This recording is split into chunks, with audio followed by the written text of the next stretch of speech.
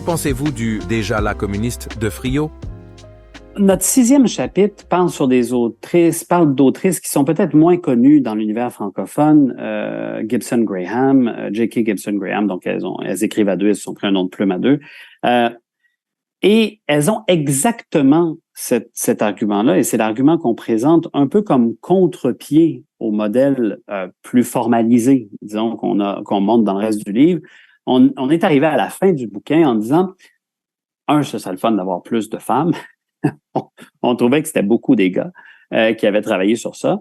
Mais deuxièmement, on avait le goût d'avoir une vision qui dit, on n'a peut-être pas besoin de bâtir des modèles cohérents, explicites, structurés. On peut bâtir à partir de ce qu'on a déjà, ce déjà-là communiste. Elle parle pas de communiste parce que c'est pas le terme qui est dans leur famille politique, mais on s'en fout un peu. L'idée, ce qu'elle critique, elle, c'est ce qu'elle appelle le capitalocentrisme, en disant on est obsédé par le capitalisme, on le voit partout, on le voit dans notre soupe, on le voit dans nos rêves, on le voit dans tout ce qu'on fait, alors disent-elles, que nous avons dans notre quotidien un ensemble d'expériences qui ne sont pas des expériences de capitalisme.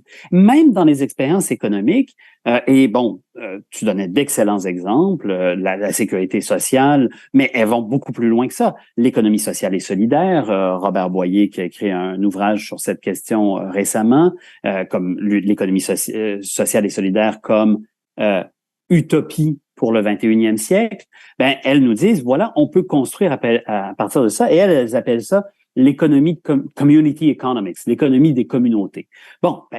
Tout ça, pour moi, là, cette notion de communauté qu'elle mobilise, c'est une notion qui est très similaire au communisme mobilisé par un Lordon, par un Friot. La question qu'on peut se poser, c'est est-ce que on veut mobiliser la population sous ce nom de communisme en ce moment? Là, ça devient un débat qui est davantage stratégique ou même peut-être tactique de nature parce que c'est une question de communication, puis et les questions de communication sont importantes et peuvent devenir stratégiques, mais pour moi, j'ai un accord généralement assez grand. Sauf que je suis en faveur d'un concept qui était très populaire au Québec à une époque, qui s'appelle la diversité des tactiques. J'ai l'impression qu'il faut que notre adversaire capitaliste nous attaque de toutes parts. Et je pense que si on veut réussir à gagner, il faut faire la même chose, l'attaquer de toutes parts. Et donc, oui, bâtir un ensemble. Et là, je reprends ça, je suis pas très original, je reprends ça de Eric Olin Wright, auteur marxiste bien connu aux États-Unis, dont des livres ont été traduits à la découverte assez largement, qui a publié sur l'idée de l'érosion du capitalisme.